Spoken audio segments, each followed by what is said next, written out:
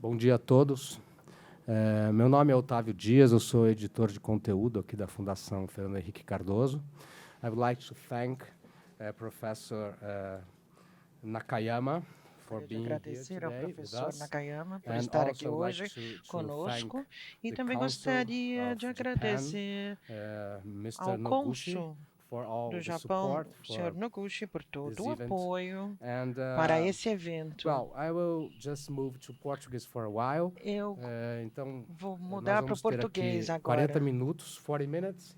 Professor will talk for 40 minutes, and after that depois nós teremos um espaço para perguntas e respostas, que nós pedimos que sejam sempre perguntas curtas, porque nós temos um prazo limite de 1h30, às 12 em ponto nós precisamos terminar, porque o nosso convidado tem um outro compromisso em seguida.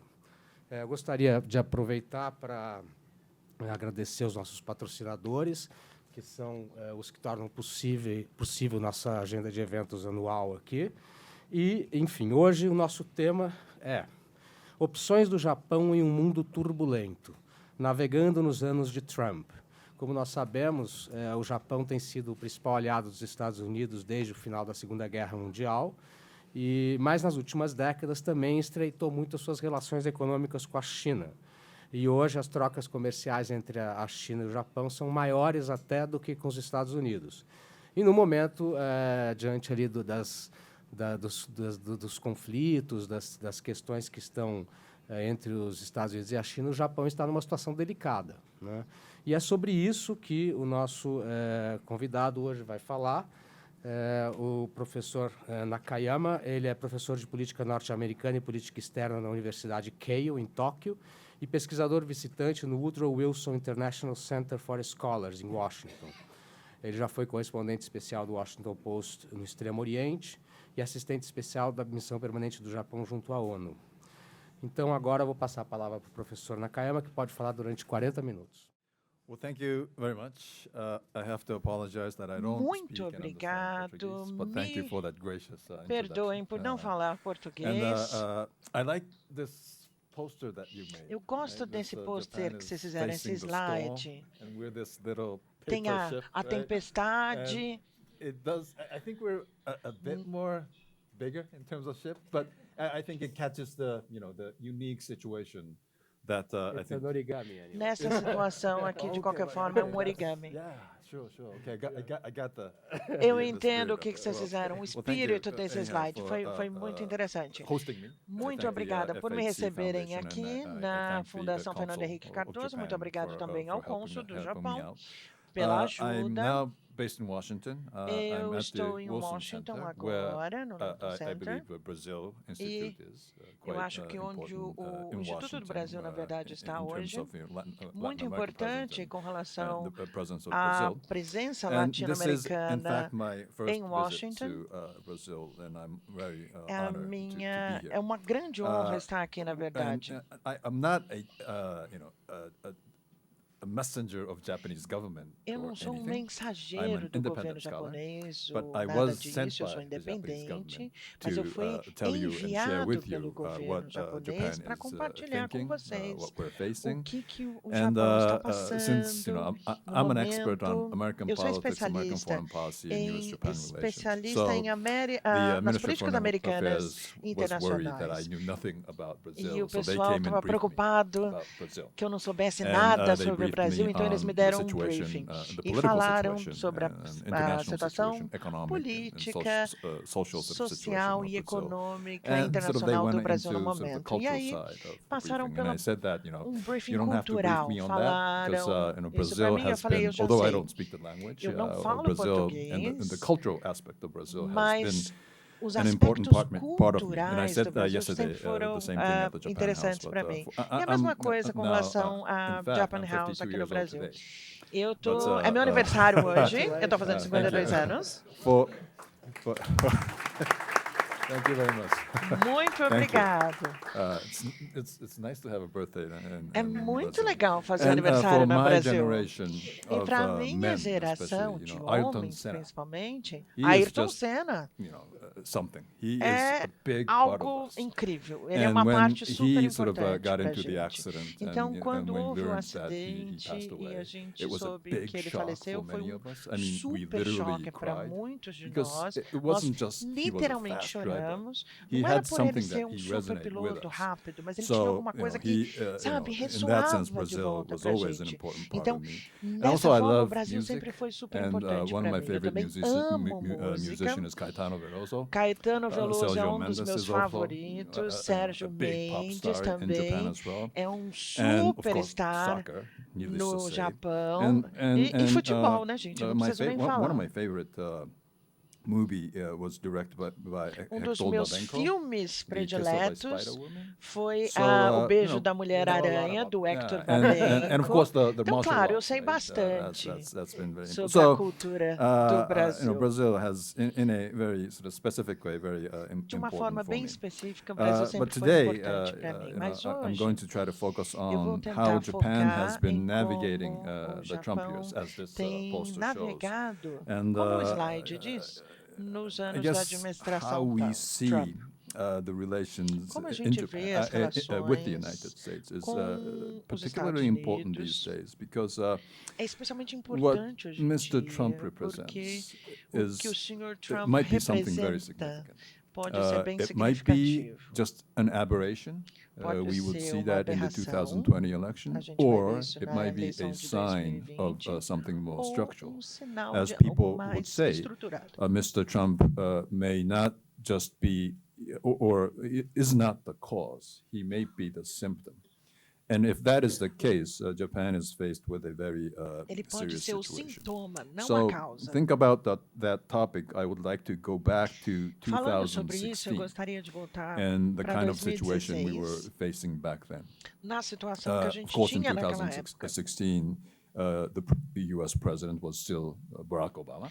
Claro que naquela época o presidente ainda era Barack Obama. Generally appreciated, I would say, Barack Obama. O Japão, because no geral, he focused on Asia Pacific, and he called that a rebalance strategy. Da administração Obama. The understanding of the thrust of the rebalance strategy was that in the 2000s, ele gostava da estratégia. Sort of nos anos responding to the 9/11 terrorist attack, U.S. was focused almost exclusively on Middle East and countering terrorism. But that went a bit too far. That was the understanding of the Obama administration. So their thinking was that they had to rebalance in strategic terms and focus more on Asia. There were several pillars in this rebalance strategy. Vários pilares fizeram parte desse tipo de estratégia de reequilíbrio. Or strengthening relations with allies and partners. Com parceiros e aliados. But the second was Mas o segundo, trying to sort of forging a constructive relation with China. Foi ter essa relação reconstruída com a China. E a terceira, multilateral economic arrangements. Acordos multilaterais political security multilateral framework. Com a relação ao arcabouço econômico e so those were the 5 lists. Direitos But this list was more like a laundry list of what you had to do. Mas isso é mais uma lista muito longa do que você deveria fazer, sem estabelecer prioridades. And we see none of that priority têm a ver com prioridade. A gente não viu isso Asia. So na política de Obama com relação à Ásia. Which was the focal point? Because sometimes forging a constructive relations with China and strengthening partnership with allies doesn't sort of, isso não realmente they sometimes might contradict. But they didn't really go into that contradiction. So it was always essa contradição, em meio a essa contradição, a gente tinha uma mensagem não muito clara, meio confusa. There was the sense about the Obama administration that although he said he would focus on Asia or Asia Pacific, ao invés de, embora ele falasse que estava focando no Pacífico, na Ásia, Obama see the world and the role of America within it was that America should pull back. A gente via que eles chamavam isolationism is I think o isolamento não pode ser usado, mas enfim, I think it's too strong of a word. Os Estados Unidos retirarem pouco. For instance, então, what President Obama did por exemplo, in Syria. O que He o said presidente Obama fez na Síria. If Assad Ele uses the disse chemical que weapons, Assad that's the red line, and America would intervene. Armas químicas, os armamentos químicos, eles interviriam. And in terms of Ukraine, na Ucrânia, there wouldn't have been much that America could have done. Não é exatamente o que os Estados Unidos the impression poderiam was ter that feito, he was mas a weak impressão in the face of Russian sort of aggression. Havia fraqueza And that frente à agressão sort of image russa. and the fact that Então, the president e o himself fato did de not que pursue o his presidente em promise si on the red não line issue cumpriu a promessa com had a big relação impact on the àquela Asia-Pacific region as well. headline. Teve We impacto totally na understand Ásia-Pacífico. the Nós situation in Syria and 100% Ukraine and situation we're situação na facing back in Síria, Asia-Pacific na is totally Ucrânia, different. e o que a gente It tem is na different. Ásia, no Pacífico, Because é completamente diferente, Syria and porque Ukraine is a about Síria new e a intervention. Ucrânia, a gente está falando de novas Whereas in intervenções. Asia-Pacific, US is already E there. na Ásia, They have many na região do alliance Pacífico, partners. os Estados They Unidos já have estão lá, bases in eles Japan, têm ROK, essa aliança, Philippines, etc. Enfim, em So outros it países is também, totally como different. Filipinas, então é In the completamente Asia-Pacific, it is diferente. more about staying power rather than new intervention. Na Ásia é mais But the issue ficar no was poder ao invés de The intervir. can we really trust Então a this pergunta é, a president's gente word? pode realmente And the confiar answer no trabalho was, dessa we're not sure. presidência? E isso eu So, tenho que dizer, nós não temos President certeza. Obama himself was very popular O among the presidente Japanese people, Obama era especially muito popular entre o povo his japonês, visit to Hiroshima. It was the principalmente first depois by da the American visita president. And this a was a very Hiroshima. Foi emotional o visit primeiro on both sides. presidente There americano were a fazer essa some visita. disagreements even within Havia algum President tipo Obama's team. de It is said that Susan Rice, his razões. national Ele security falou de advisor, Susan was Rice, against his visit. era contra a Whereas visita Ambassador Kennedy, dele até lá, John F. e Kennedy's daughter, was very a filha de Kennedy willing or trying to estava convince muito, President ou Obama estava to visit Hiroshima. tentando And convencê-lo a President Obama visitar Hiroshima. decided to go, and that O made a very presidente strong Obama impact on the Japanese people. decidiu I think, visitar Hiroshima e isso teve um grande in the impacto no povo context japonês. of US-Japan No relations contexto in da the relação Obama era, it may have been that sort of entre os dois the high países moment when he durante visited. a So, administração his Obama, isso popularity foi was high, um but among ápice. A the, popularidade foreign dele era policy and muito security alta. experts, there were Mas doubts entre because os of the recent especialistas past havia dúvidas. So, in 2016, Então, em of course, 2016, Hillary Clinton and Donald Trump was claro competing, que havia and disputa we entre never Hillary thought e Mr. Trump. would be the winner, as, Nunca I think many of pensamos que Trump seria eleito, saw, como back in muitos de vocês 2016. viram em And we 2016. thought Hillary Clinton E pensamos would que Hillary be Clinton sort of have the best mix or the best teria combination a melhor to combinação deal with para on the lidar issue of US-Japan alliance. com a questão There are a da couple of reasons, aliança but, entre os nossos she dois países, por duas represented razões. the consensus of Ela the American representava foreign o policy consenso establishment, I would say. do establishment was de a bit política internacional tougher americana. E on ela era um China pouquinho mais dura than, com relação President Obama.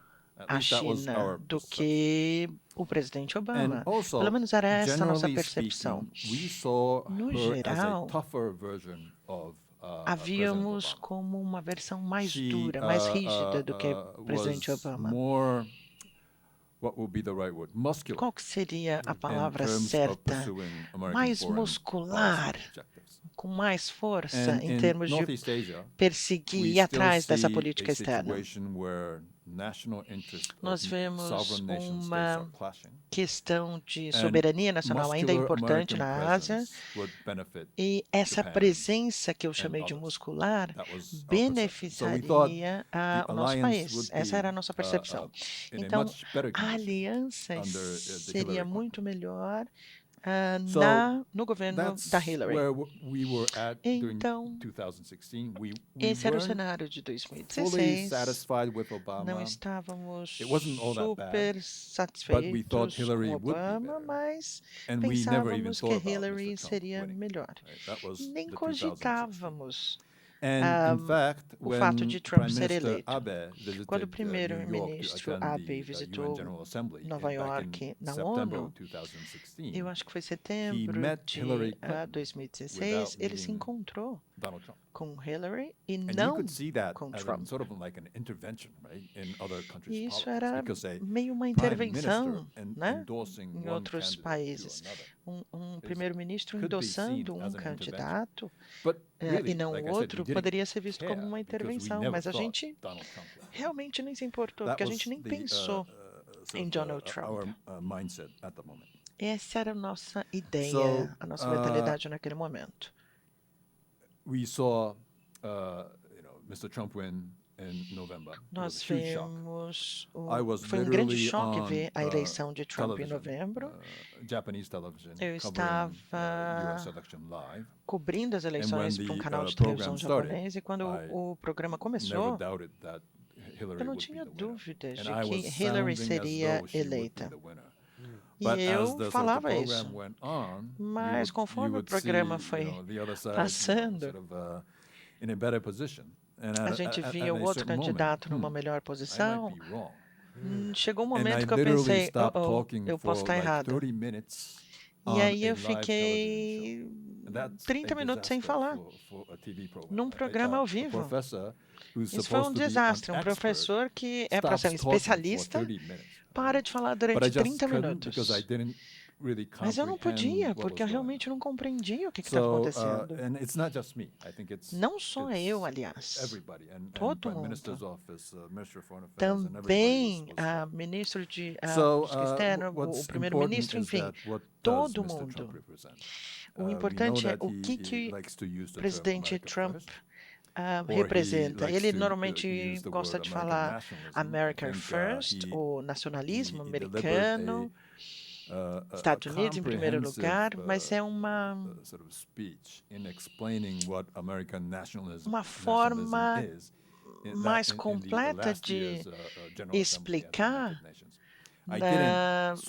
esse nacionalismo, por exemplo, na ONU. Eu não apoiei, mas foi uma versão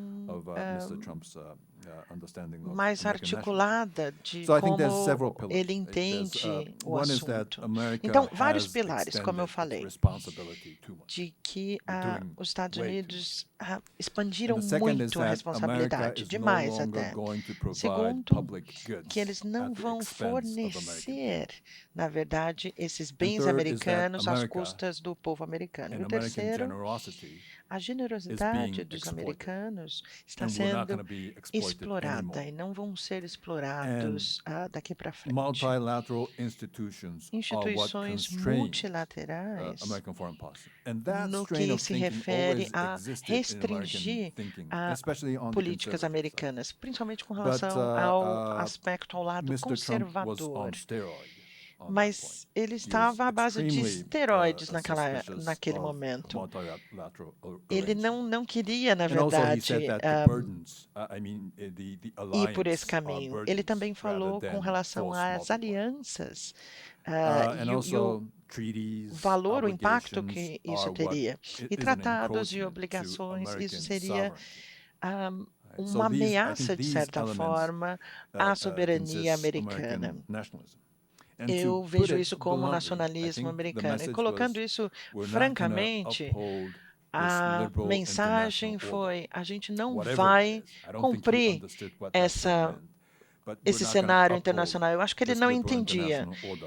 Essa ordem internacional a gente não vai obedecer daqui para frente. E num país, vocês sabem que no Japão a gente tem uma aliança militar com os Estados Unidos, uma grande presença deles no Japão, e essa aliança é realmente fundamental.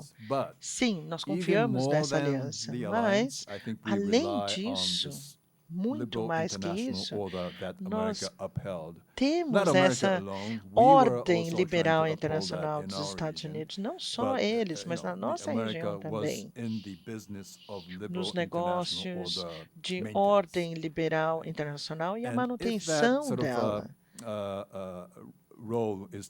Então, a partir do momento que esse papel é retirado dos Estados Unidos, isso corre riscos.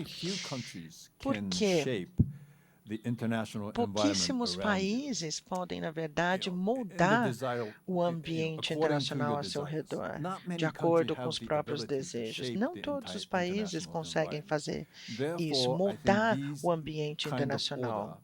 Então, esse tipo de ordem, nesse sentido, é importante, porque a estabilidade faz com que a situação seja previsível. Então, dentro dessa ordem, depois da Segunda Guerra Mundial, nós obtivemos sucesso econômico e político. Então, quando a gente tem uma ameaça a esse tipo de ordem, essa aliança é primordial. Então, de acordo, esse é o entendimento da administração Trump e o que ela significa. E voltando à campanha de 2016, como eu falava, nós costumávamos reclamar das mensagens dos candidatos, que o Japão não era mencionado, falando sobre a Ásia, era sempre mencionada a China. E a mídia japonesa reclamava. Claro, quando a gente faz a contagem de palavras, por exemplo, num discurso, a China foi mencionada tantas vezes, o Japão foi mencionado uma, enfim.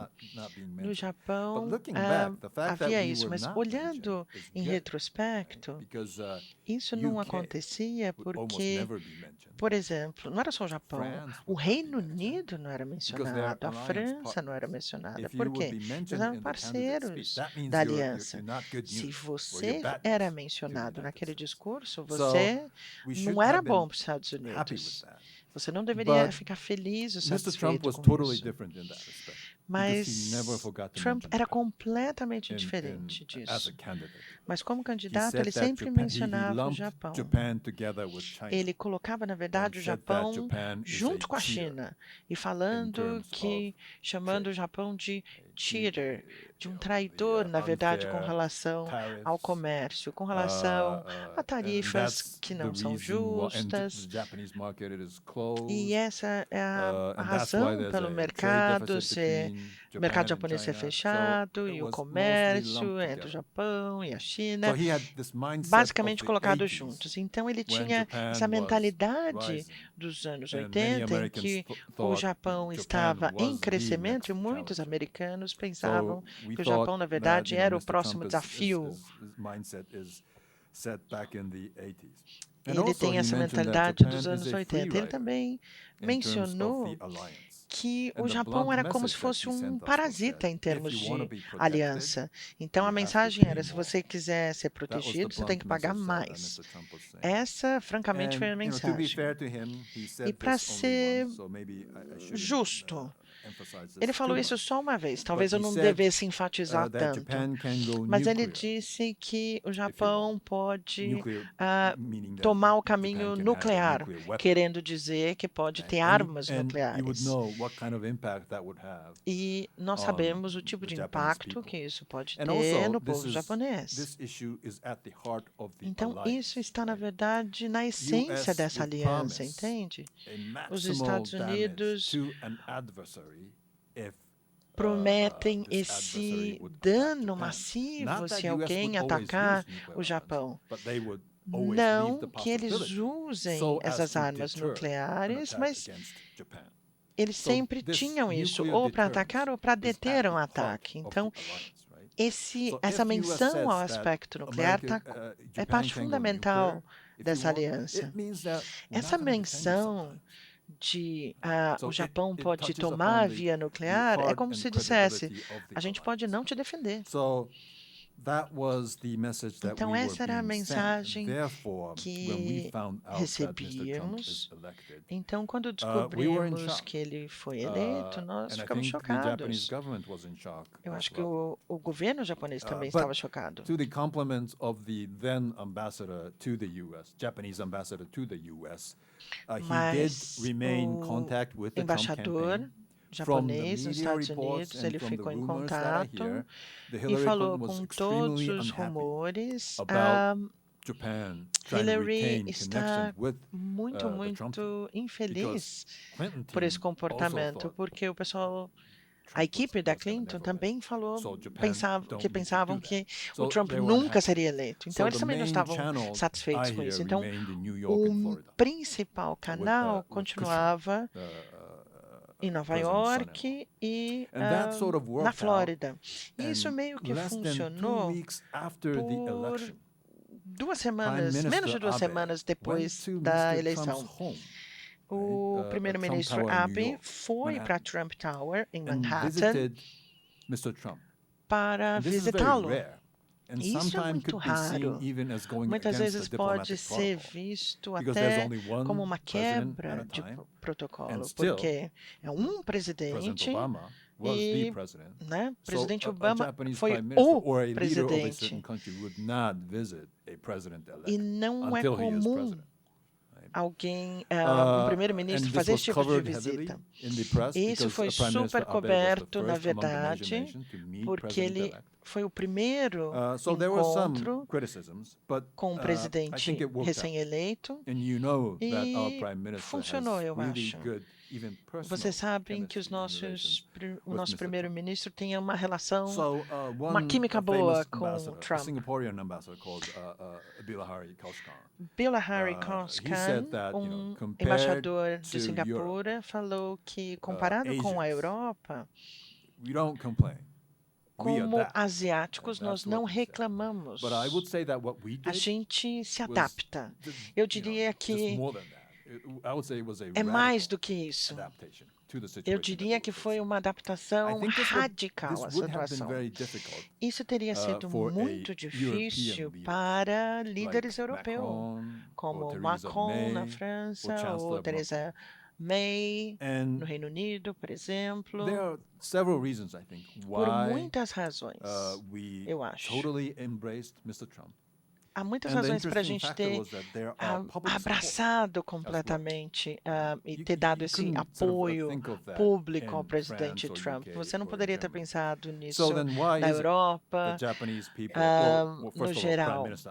Mas por que não só o povo, mas, em primeiro, o primeiro-ministro abraçou o presidente Trump, apesar de tudo?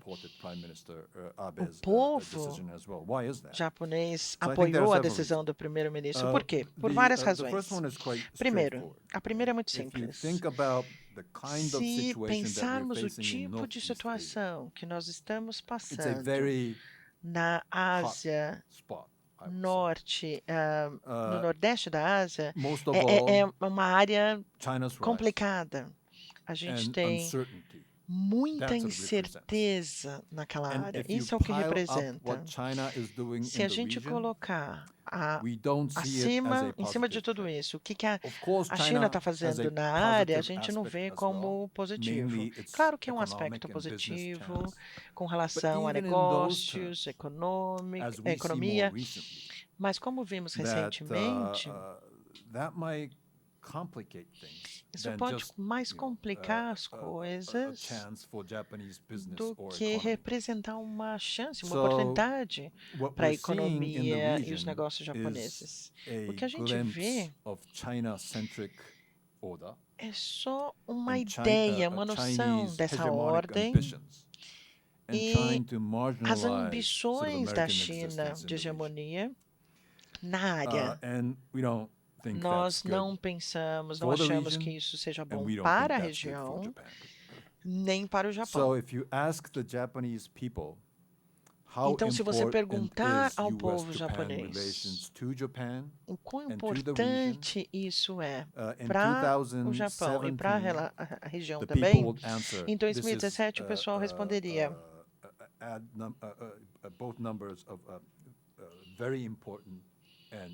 isso ficaria entre muito importante e importante. 95,1% da população pensava que a presença americana na região é importante para a região e para o Japão. O mesmo número, a mesma porcentagem em 2018, e daí a gente vai adiante. Ou seja, mais de 90% numa democracia não é normalmente o que você consegue. A gente tem um consenso enquanto sociedade, mas a gente não consegue 90%. Isso não é comum. Então, nós podemos dizer que é quase um consenso. Em termos da segurança, a gente vê a presença americana como sendo absolutamente importante. O segundo elemento pelo qual o povo e o primeiro-ministro aceitaram isso, e a decisão de fazer isso, é que no Japão a gente não vê esse aumento da direita e do populismo de direita, como a gente vê em outras democracias no Ocidente. Eu vou dizer que nada disso a gente vê lá, por várias razões. Uma, como vocês sabem, o Japão é uma sociedade muito homogênea, e nós estamos nos tornando uma sociedade mais diversa, mas, no geral, eu vou dizer que homogênea. Em segundo, eu acho que a mídia é muito diferente, o ambiente da mídia é muito diferente. A imprensa, principalmente os jornais, o número de publicações tem decrescido, diminuído, mas comparado a outros países, nós ainda lemos os jornais físicos. A mídia social, como Twitter, Instagram, eles são populares, mas não penetraram mesmo a esfera política. E isso é uma vacina interessante. And also, adding to that, Japanese politicians are not social media savvy, or they're very bad at it. So, social media and the political sphere is totally separated, I would say. Some politicians have tried to use social media for campaigns, but it hasn't really worked out. And I think that's good for democracy. And lastly, so that's why populists, right-wing, sort of motivated populist sentiment esses populistas, therefore, we didn't see the dark side of the não existe, a gente não vê esse lado escuro da política americana, que os políticos europeus, na verdade, veem, porque o pessoal vê a questão do Brexit, Le Pen, na Europa, por exemplo. Então, a gente não se sentiu a necessidade de resistir ao governo Trump. Como muitos... Para os japoneses, os Estados Unidos é o destino de viagem mais comum, claro, mas eles só pensam em diversão. Então, para muitos japoneses, o Sr. Trump é um americano típico. Fala alto, arrogante, nenhuma surpresa aí. Esse tipo de atitude já era conhecida, estava lá de qualquer forma.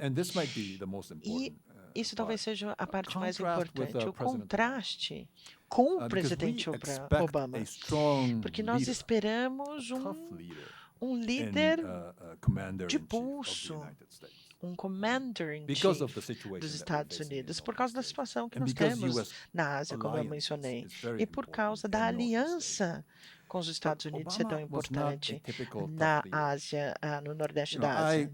E ele não é um líder típico. Eu chamo de presidente pós-moderno, intelectualmente muito sofisticado. Eu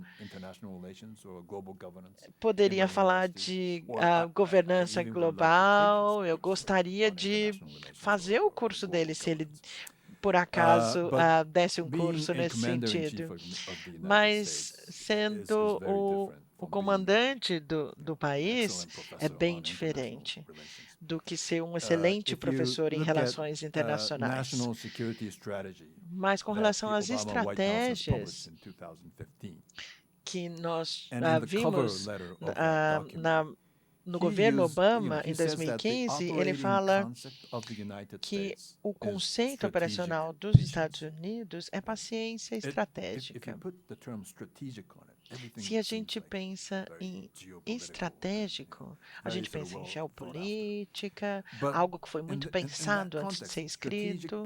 E nesse contexto, essa paciência significa que você pensa mais, você pensa profundamente, no final não faz nada. E também no documento, eu vou parafrasear aqui, ele não falou dessa forma exatamente, mas só que, olha, o nosso objetivo não é a supremacia americana daqui para frente. Por quê? Eu estou falando de...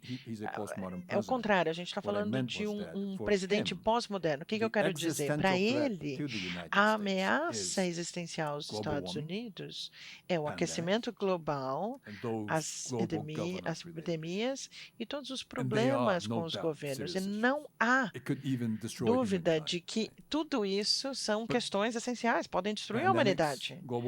Então, os três aspectos, a gente sabe que essas epidemias, a gente sabe que o aquecimento global vai acontecer, e ele meio marginaliza essas questões geopolíticas pelas quais passamos hoje. Então, quando a gente olha, por exemplo, a situação na Ásia, no Nordeste da Ásia, é um embate entre nações. É moderada, mas é um embate. Então, o presidente Obama fala sobre essas ameaças pós-modernas, que é importante. O Japão está muito interessado nisso, mas a gente quer um presidente americano que toque essa ordem de forma forte, realmente, com pulso firme. E Obama não estava interessado nisso. Então, o Sr. Trump parece ter mais pulso.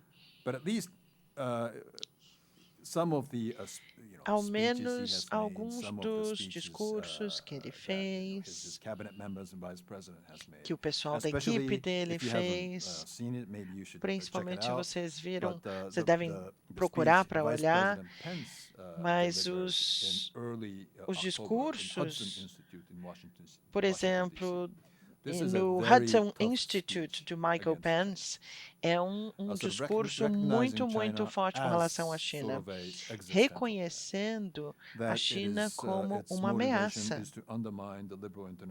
para diminuir essa ordem liberal internacional e estabelecer uma ordem cêntrica chinesa a longo prazo. A China não é a União Soviética porque eles têm essa relação econômica com a China, mas esse discurso, na verdade, do Pence, por causa dessa relação econômica, precisamente, é mais complicada, porque através dessas relações, eles vão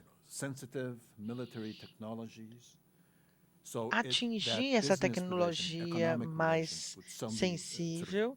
Então, essas relações podem se tornar uma ameaça militar. Por isso, é mais desafiadora. Esse é o argumento do presidente Trump.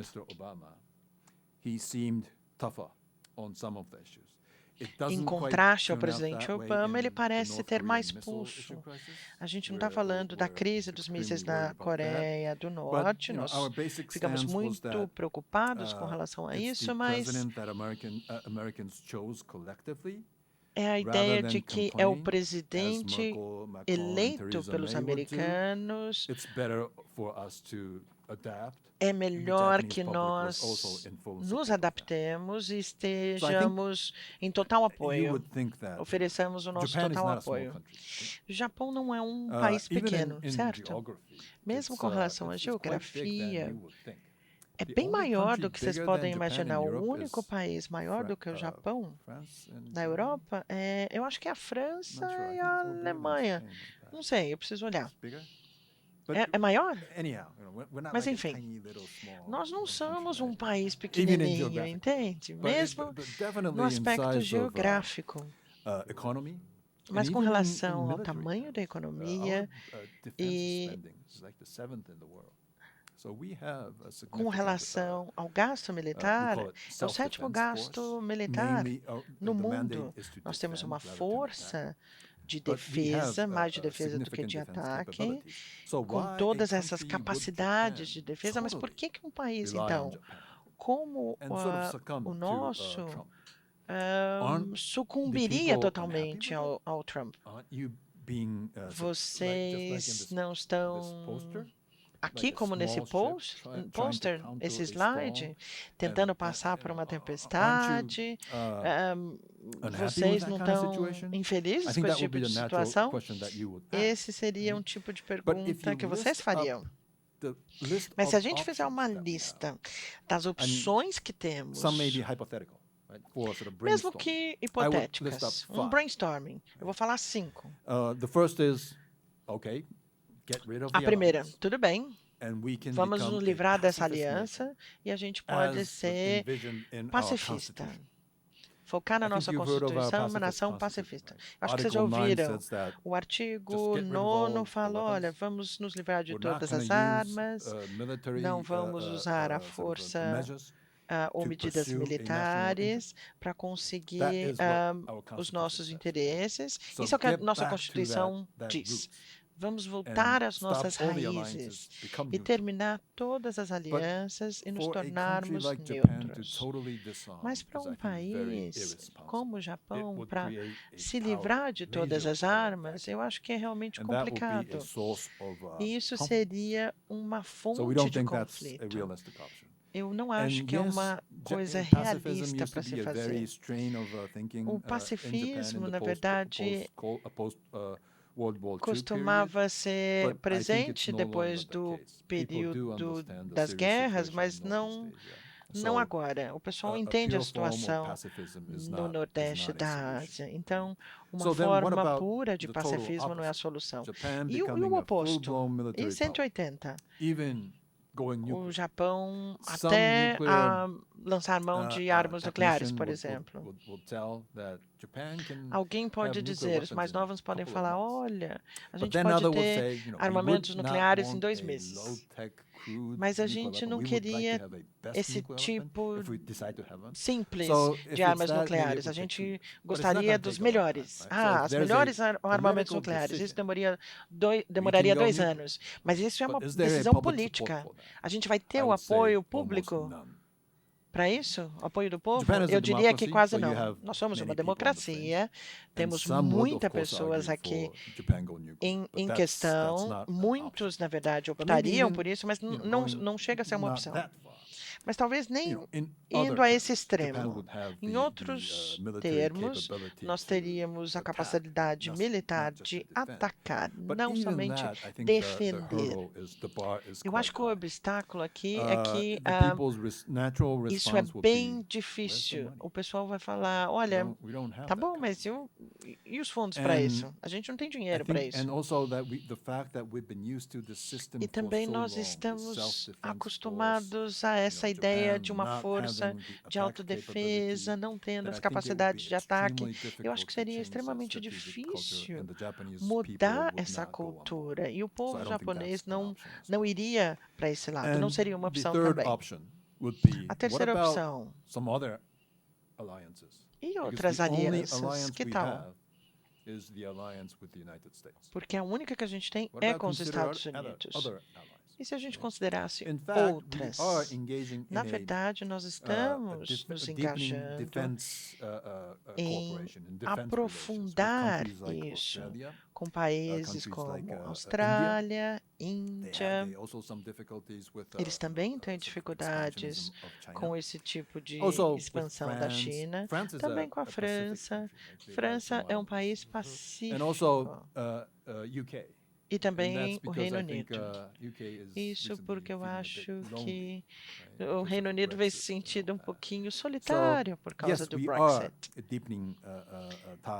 Nós estamos aumentando os laços em termos de segurança com esses países. Mas a pergunta seria, a Marinha Indiana viria ajudar em termos de conter as ações da China caso algo acontecesse?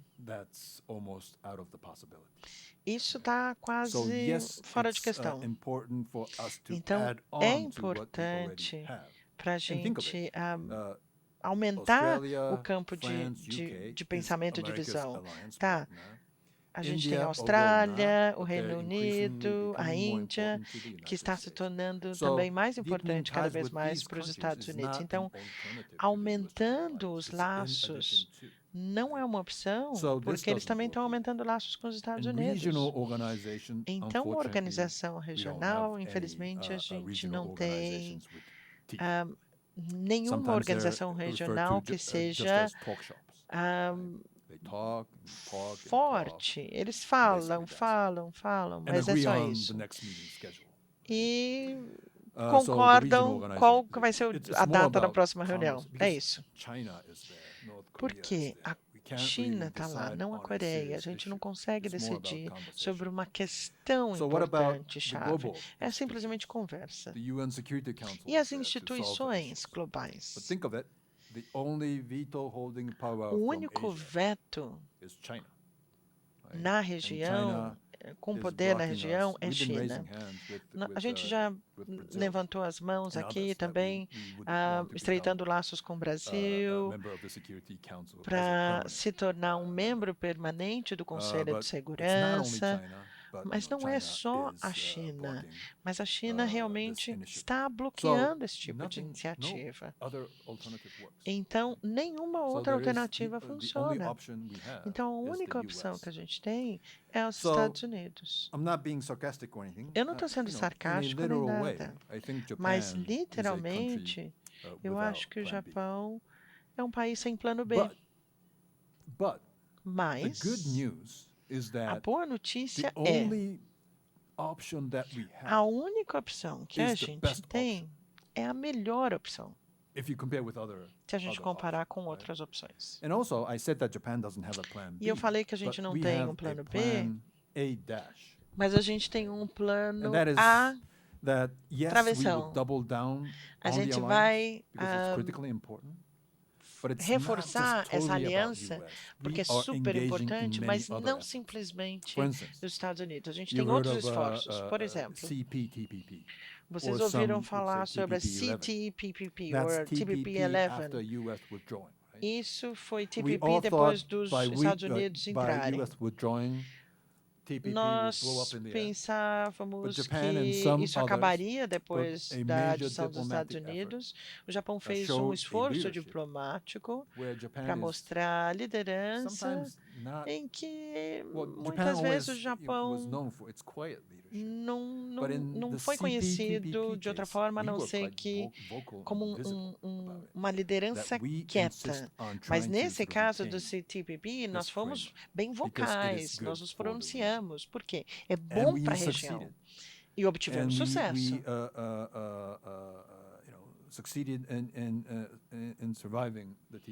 E sobrevivemos ao TPP também.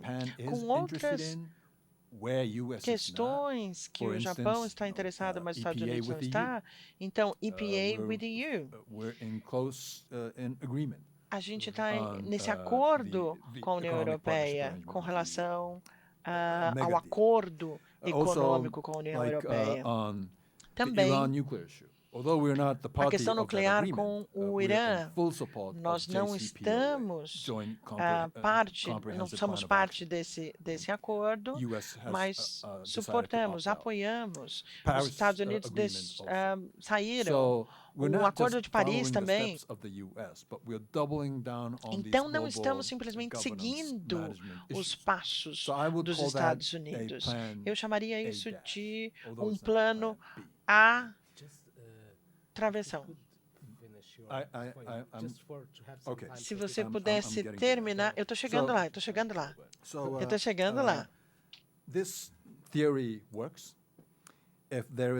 Essa teoria funciona se essa ordem liberal internacional global apoiasse isso. Se o Trump for uma aberração, o Japão está confortável com esse esquema que eu acabei de explicar. Mas se isso não for o caso, o Japão, a longo prazo, vai encarar uma situação difícil. Mas a nossa decisão no momento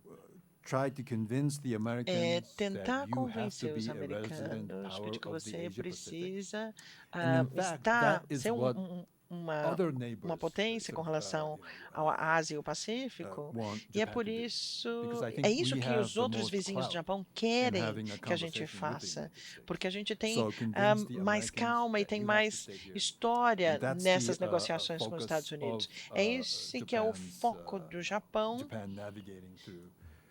em navegar esses anos do Trump. Eu vou parar por aqui, então. Thank you for your very broad presentation. Muito obrigada pela sua completa apresentação. Eu vou abrir para perguntas. Eu pediria às pessoas que se apresentassem brevemente e fizessem realmente perguntas curtas, porque nós temos apenas 40 minutos, temos uma plateia cheia, então eu acredito que muitas pessoas devem ter interesse em perguntar. Por favor, então, eu vou pegar 4 perguntas e depois a gente passa para o nosso palestrante, depois eu pego mais 4, e assim nós vamos até onde for possível. Temos que terminar às 12 horas. Well, thank you very much for your speech. Muito obrigada pela sua palestra. Giorgio Romano from the Federal University of ABC. Eu sou da Universidade Federal do ABC. Você falou sobre as opções para o Japão. Tem também a opção de você se aliar, de trabalhar junto com a China. Bom, essa seria a opção C, então, né? Você mencionou a França, a Alemanha. Então, se isso é possível, você não mencionou a Coreia do Sul, que seria um movimento que o Trump quer retirar as tropas da Coreia. Como é que isso funciona para o Japão? Então, mais 3 perguntas, por favor. Embaixador, por favor. Embaixador. Aqui, já está ali. Ok.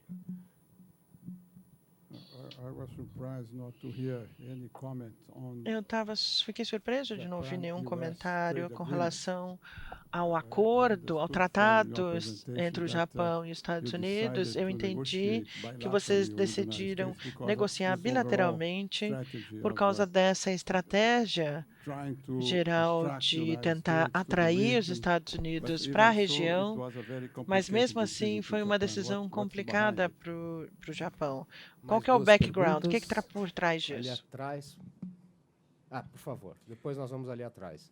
Eu gostaria de saber I would like to know regarding the situation on Okinawa Island, the military bases, because it's a bit complicated in that region.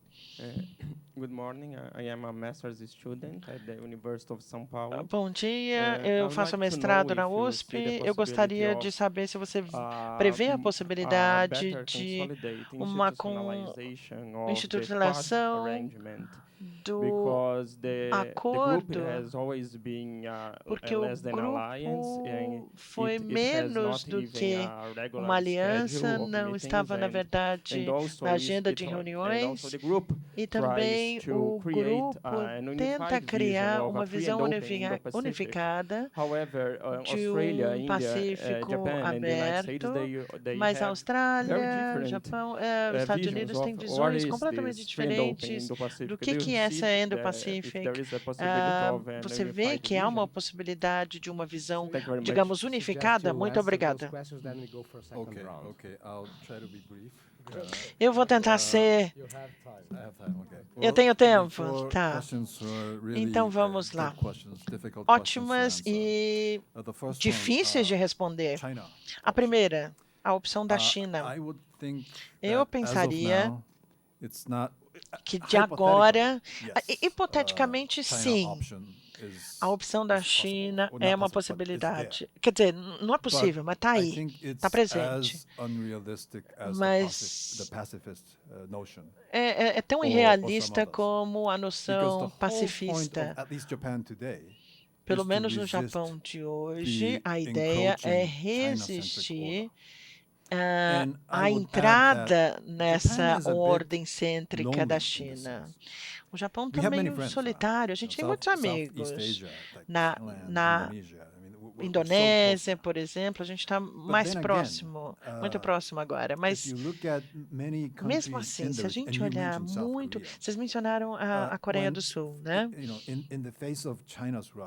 Quando a gente pensa no crescimento da China, se você não quiser fazer, não conseguir fazer um molde, se adaptar, na verdade, a esse tipo de crescimento, não é possível, porque esses países também estão nada confortáveis com esse tipo de ambição.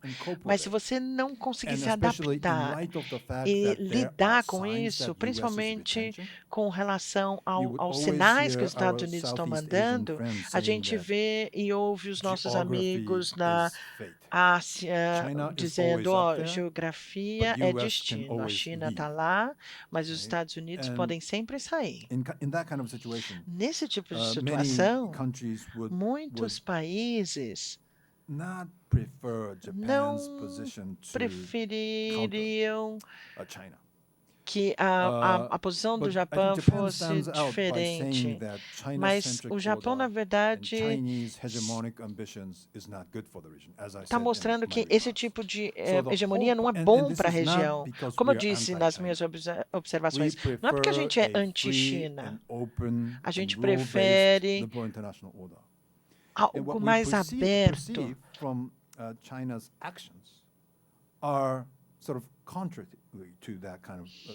A gente vê uma contradição com relação à China referente a essa ordem. Então, políticas internacionais, políticas de segurança estão tentando empurrar isso. Então, a opção C hoje não é uma possibilidade, mas nos próximos anos, não sei, daqui a 50, 100 anos, eu acho que o formato dos Estados Unidos vai mudar e aí a visão deles na região vai mudar.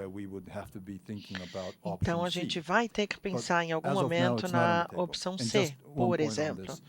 E só mais uma coisa, hoje não é uma opção, mas só mais uma coisa. A gente tem Hope Wama, ministro, no começo dos anos 2000, e ele advogava entre essa posição equilateral, Estados Unidos, China e Japão. Isso quase significaria o final da aliança. Ele não falou isso, mas ele tinha uma visão suspeita sobre isso. Eu vou falar sobre isso mais tarde. E isso nunca recebeu apoio público. Isso foi uma das razões pelas quais ele não obteve sucesso, eu acho. Por isso que essa opção C não está na mesa para discussão. A Coreia do Sul é uma parte difícil aqui. A gente tem várias questões históricas. Eu vou dizer que a questão mais relevante é a percepção que a gente tem com relação à geografia da área. Eles veem o domínio da China meio como um destino. Então, eles vão pensar que se adaptar a isso é uma estratégia. Então, eles pensam entre os Estados Unidos e a China, eles podem ter um papel, na verdade, de equilibrar isso. Mas o Japão não pensa assim. Nós pensamos que a China e os Estados Unidos têm uma competição hegemônica.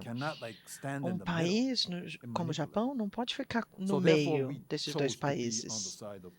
Então, nós preferimos tomar o lado dos Estados Unidos. No caso da Coreia, eles pensam que eles podem ficar no meio, mas eu acho que em algum momento essa visão vai se quebrar.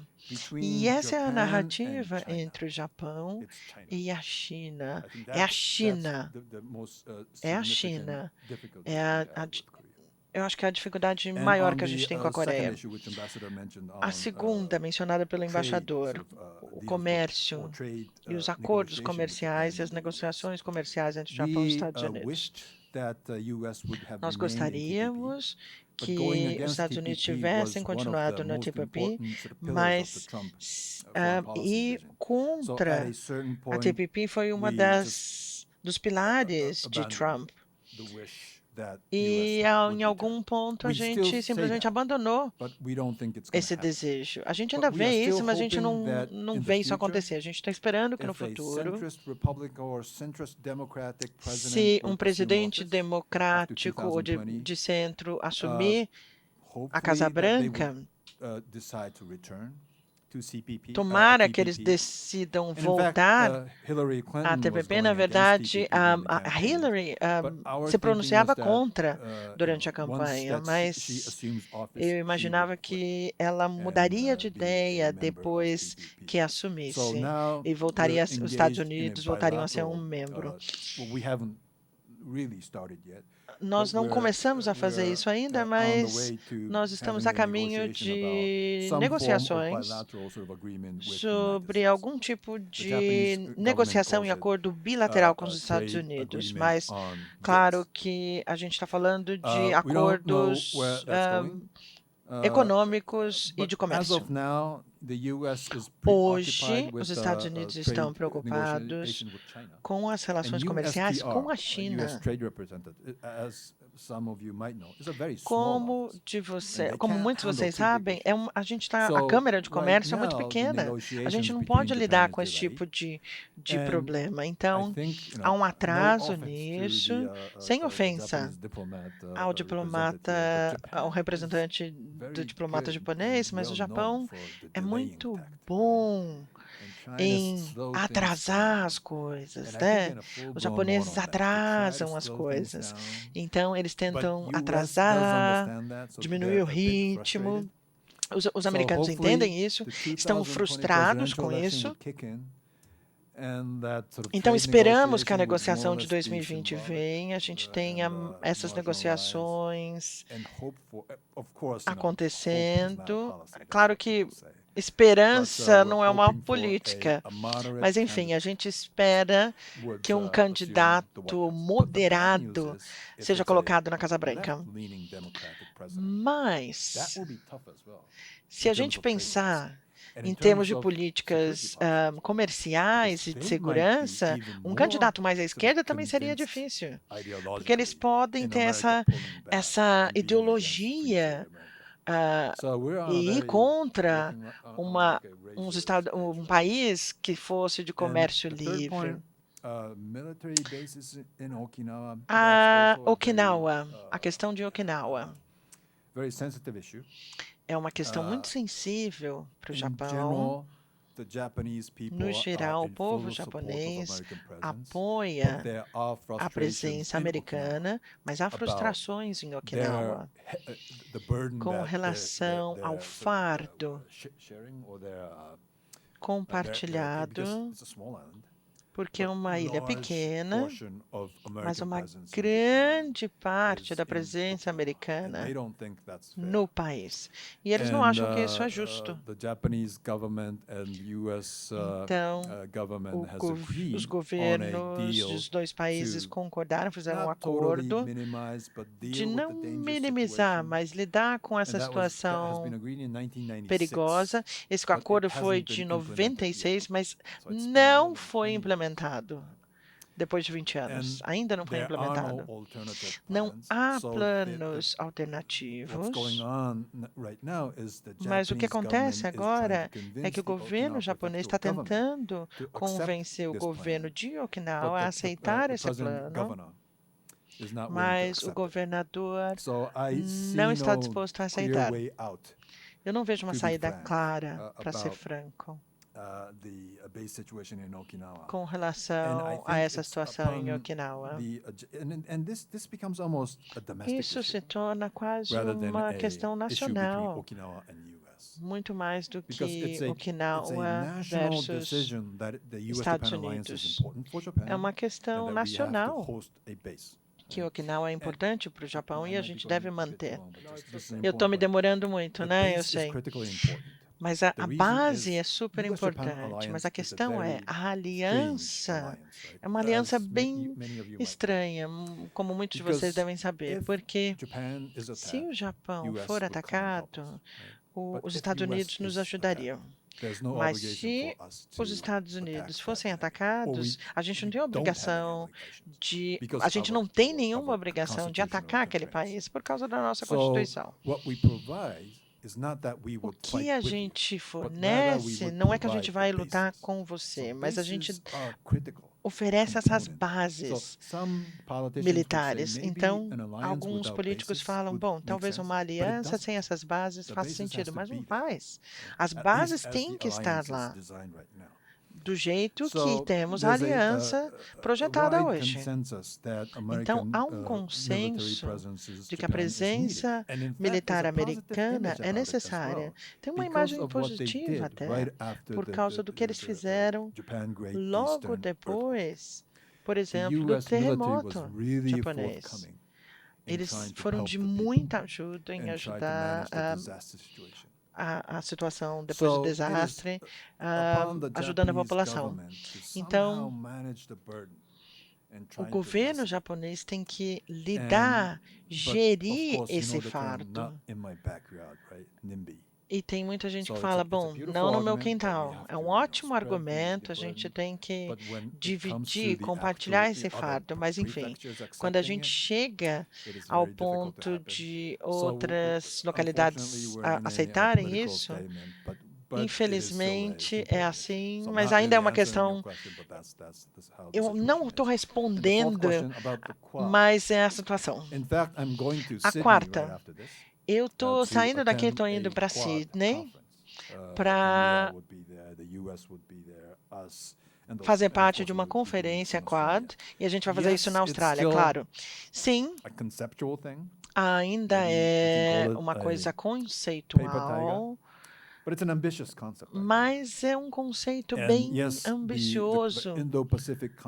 Mas o conceito Indo-Pacífico não... Eles são muito diferentes, não tem uma associação boa. No caso dos Estados Unidos, a gente tem a lógica militar. O secretário Pompeo trouxe algumas iniciativas, mas ainda tem a ver com a iniciativa desse acordo. Para o Japão, ainda é uma questão...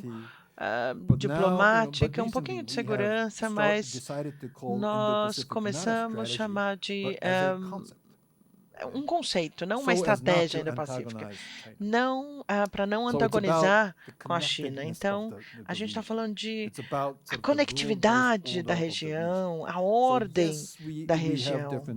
Sim, temos visões diferentes, mas eu acho que nós estamos no processo de verificar o que temos em comum e verificar que esses países, apesar de muito diferentes, pensem de forma igual. e estão tentando manter, colocar essa ordem novamente. Eu acho que isso em si é muito importante. Nós estamos no começo dessas iniciativas. Talvez demore algum tempo. Eu estou um pouco, não totalmente, mas eu sou um pouco cético, porque a Índia nunca seria um país que a gente gostaria, o país que a gente gostaria que fosse, porque é um país muito complicado.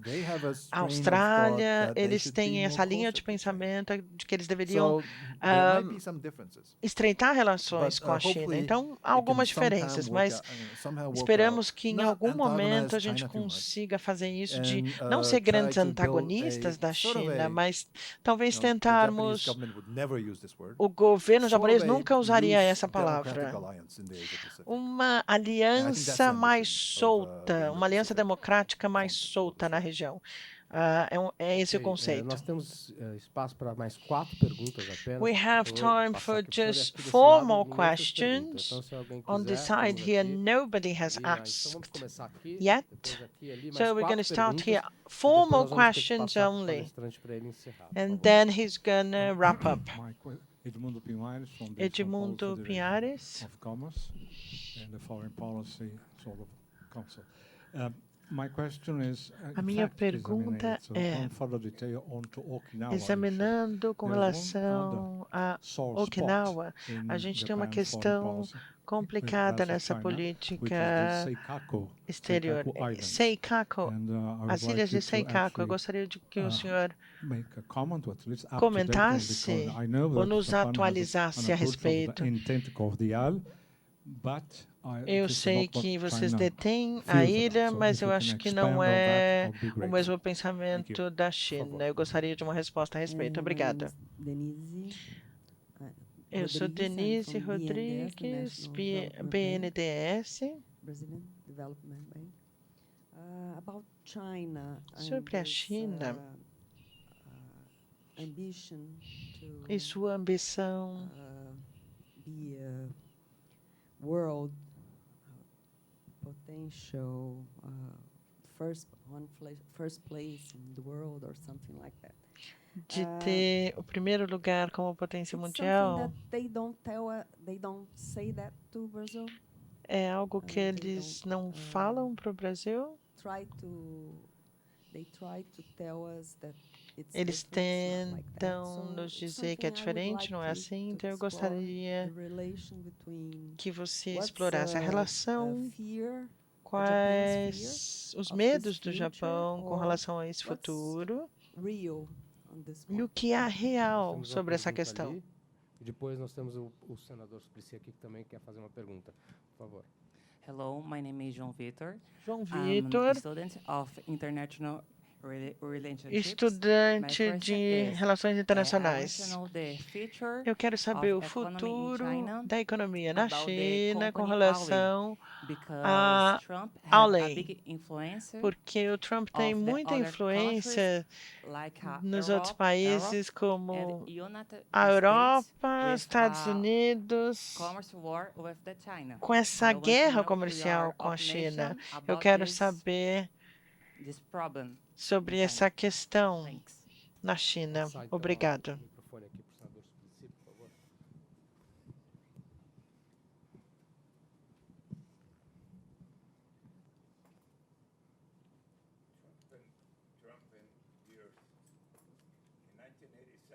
It's not working there.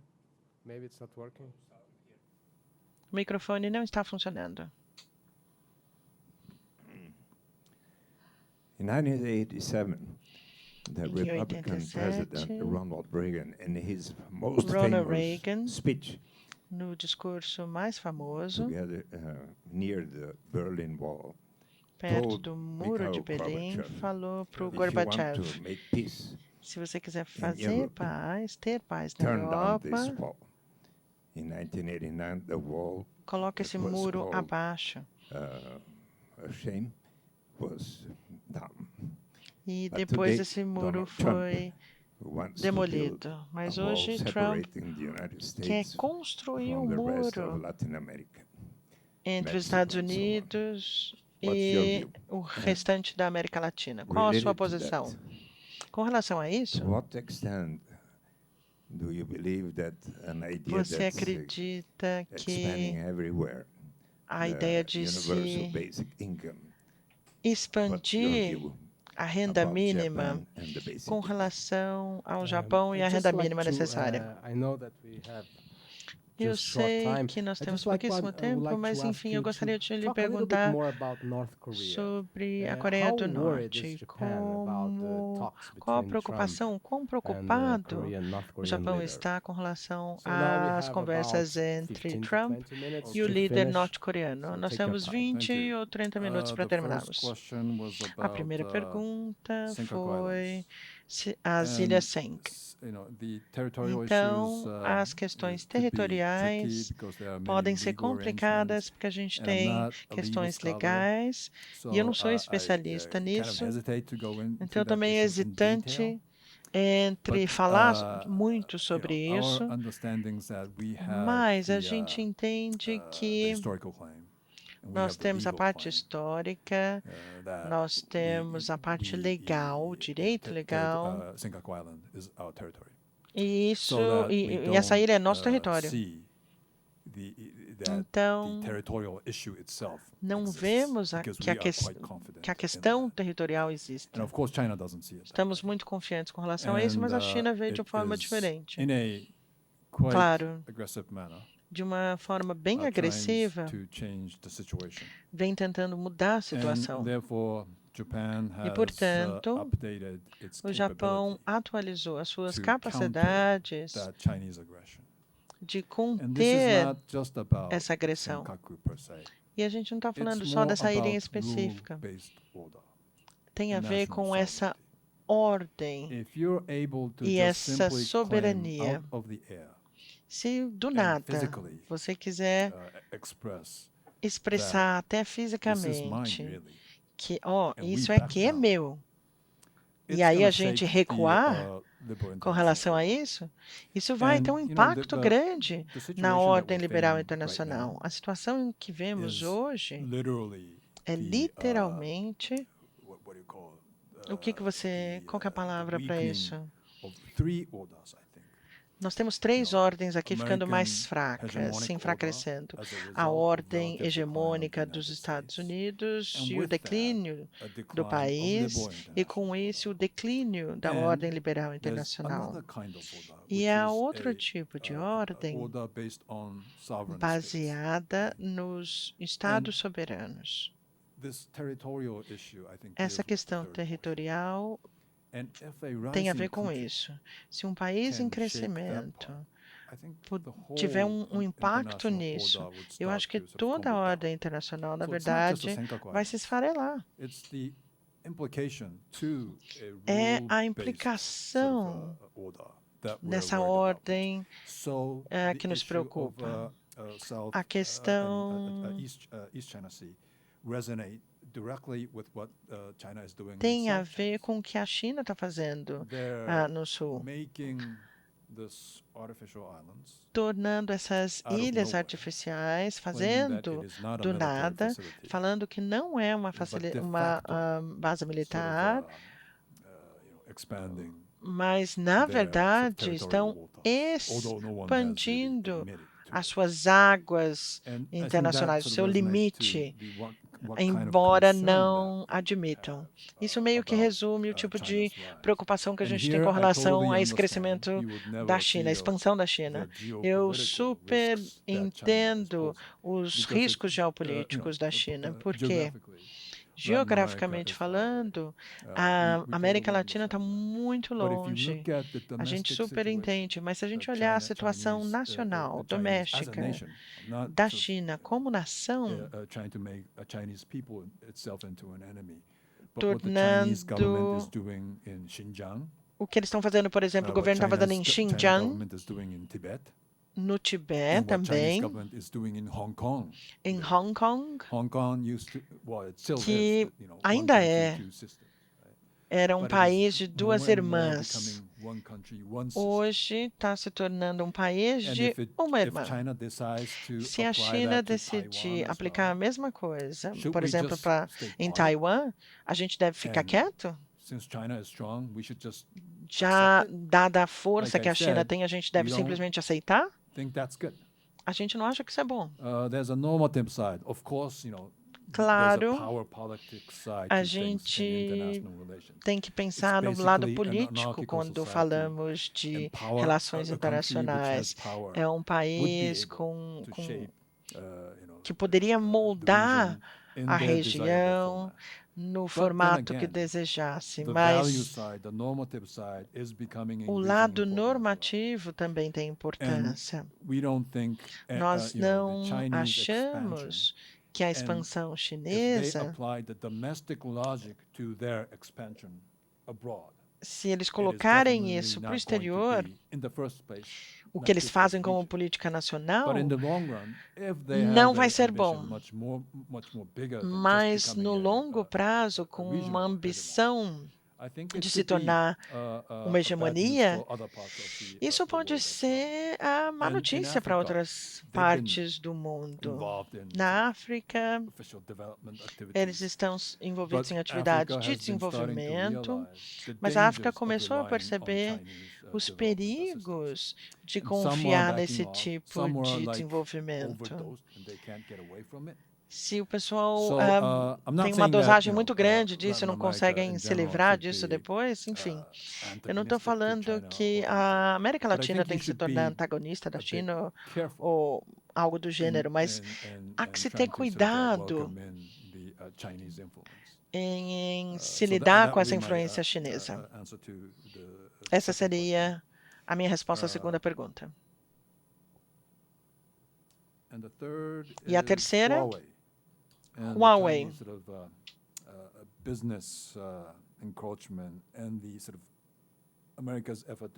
E os negócios e o esforço norte-americano para se contrapor a isso. Como eu já mencionei previamente, algumas vezes a gente usa o termo de Guerra Fria para explicar a situação que temos com a China. Tem gente que é contra, tem gente que é a favor. Tem gente que é contra o termo Guerra Fria, fala sobre as relações da União Soviética e da República da China hoje. É completamente diferente porque a gente tem relações internacionais ou comerciais com a China. E na época da União Soviética nem haviam tais relações. Fundamentalmente são diferentes. Isso até pode ser verdade, mas como eu já disse, algumas pessoas nos Estados Unidos, isso não é uma coisa da equipe do Trump só. A gente tem que pensar diferente. A gente não está falando só dessas lutas comerciais entre os Estados Unidos e a China. Propriedade intelectual, tecnologia, é um pouco diferente. Quando a gente fala de comércio, a gente está falando da agenda do Trump, mas o lado de propriedade intelectual e comércio, a implicação militar e tecnologia tem a ver com inteligência e defesa. Então, eu acho que isso é mais estrutural. Vai continuar. Precisamente porque há relações, há laços entre instituições acadêmicas. Muitos melhores alunos na China vão para fazer o PhD nos Estados Unidos com a melhor tecnologia, roubam essa tecnologia. Então, esse tipo de relação não havia com a União Soviética, o que torna a China muito mais perigosa. E isso é o que eu acho que está por trás do incidente Huawei. Não é um fenômeno do Trump, pura e simplesmente. Vocês já ouviram os 5 Is? É a inteligência. A gente tem os Estados Unidos, Canadá, Canadá e Austrália. Eles estão engajados em uma corporação de inteligência. Eles pediram, os Estados Unidos pediram para os outros países para se livrarem de Huawei, saírem de Huawei. Então, na verdade, o Japão tem cuidado, tem que ser cuidadoso com relação a essa questão. Não tem a ver só com o Trump ser cuidadoso, tem a ver com hegemonia tecnológica, competição entre a China e os Estados Unidos. E isso vai ter grandes implicações para o tipo de mundo em que viveremos nos próximos 20 ou 30 anos, eu acho. E a última pergunta.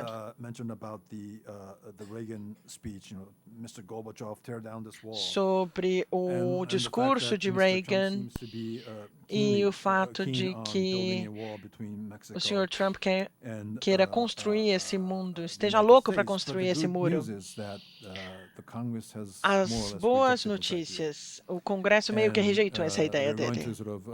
E eles vão meio que dar alguma coisa, $1 e alguma coisa para alguma coisa. Então não é muito, não vão dar garantir muitos fundos para isso. Então, de certa forma, eu vou desviar um pouquinho da sua pergunta, mas enfim, quando os Founding Fathers, os primeiros presidentes, fizeram o sistema político americano, eles eram bem céticos quanto à democracia. Era literalmente a primeira nação no mundo a explorar esse tipo de instituição política em termos de soberania para o povo, em que muitos não tinham nem passado por uma universidade e eles tinham dúvidas se realmente o sistema funcionaria. Então, eles tomaram muito cuidado para que isso não chegasse a uma conclusão de forma rápida. Então, quando eu dou aula sobre o sistema político americano,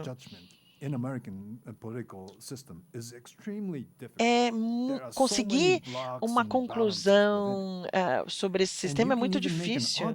Tem tantos aspectos. A gente pode argumentar que esse sistema americano político foi projetado para o povo. É meio uma surpresa para depois de 240 anos aparecer um presidente como Trump. E eu acho que até um certo ponto o sistema está funcionando. O presidente Trump está percebendo que ele tem poder limitado com relação ao muro. Isso não são só os democratas, não, tá? Os republicanos também estão contra. Então,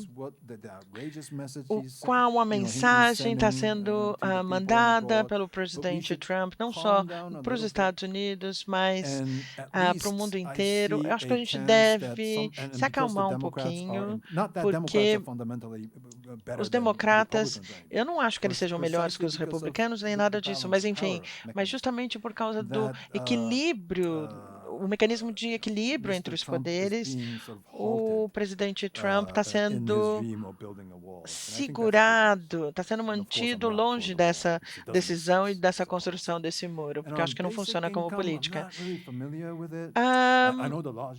Quando a gente fala de renda mínima, eu não tenho muita familiaridade, eu sei que tem gente que fala sobre isso, mas não é algo que esteja sendo visualizado e estudado na Ásia, é algo mais intelectual, que alguns professores falam a respeito, mas não está sendo implementado. Por quê?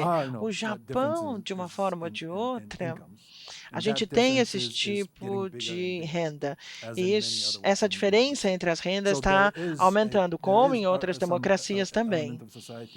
Então, há muita gente que fala que essa renda mínima funciona, mas, no geral, a gente tem rendas mais equalitárias, mais similares.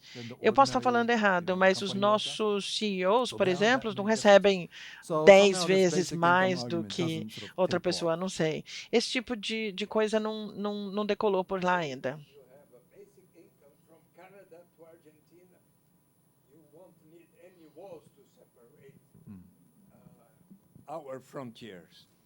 as nossas fronteiras. Então, a renda mínima está sendo feita em vários lugares diferentes. Eu acabei de voltar do Quênia, com essa organização diretamente no Vale do Silício, por exemplo, estudando isso. Eu vou ter que estudar isso. Muito obrigado. Algum comentário sobre a Coreia do Norte? Claro, desculpe. A Coreia do Norte é uma das questões sérias. Comparando com o crescimento da China, é meio a médio prazo ou longo prazo, mas é sério. Eles nos atingiram com mísseis e olha como nós estamos, sem ofensa, nós estamos tão perto se a gente comparar com Israel, por exemplo. Nós tentamos lidar, gerir a situação. Eu acho que a nossa posição agora, todas as armas nucleares deveriam ser abolidas. Nós não sabemos se podemos confiar no presidente Trump com relação a isso. Há também mísseis que não foram, na verdade, admitidos ou exibidos pela Coreia do Norte e podem atingir o Japão em algum momento. E a única questão do governo Trump é o ICBM. Nós temos um entendimento, nosso primeiro-ministro tem um entendimento de que cabe a nós ter esse tipo de discussão com a Coreia do Norte. Eu acho que alguns de vocês sabem que nos anos 70 houve o sequestro de cidadãos japoneses por eles. Alguns faleceram, alguns não sabemos a respeito. Então, nós não temos uma confiança nisso.